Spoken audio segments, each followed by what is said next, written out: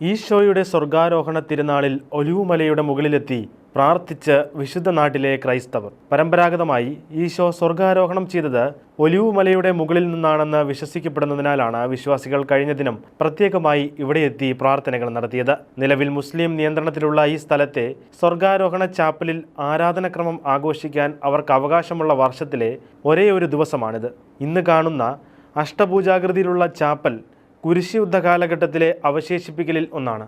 അതിനകത്ത് സ്വർഗാരോഹണത്തിന് മുമ്പുള്ള യേശുവിൻ്റെ അവസാനത്തെ ഭൗമിക കാൽപ്പാട് പതിഞ്ഞതായി വിശ്വസിക്കപ്പെടുന്ന ഒരു പാറ വണങ്ങപ്പെടുന്നു. 4-ാം നൂറ്റാണ്ടിലാണ് ഇവിടെ ആദ്യം ദേവാലയം നിർമ്മിക്കപ്പെടുന്നത്.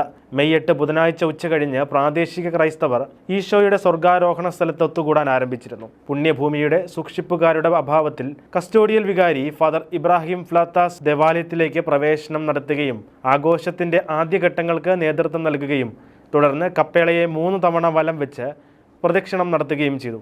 ജെറുസലേമിലെ ലാറ്റിൻ ഇടവകയിൽ ഒരു വലിയ കൂട്ടം വിശ്വാസികൾ ഒത്തുകൂടിയിരുന്നു.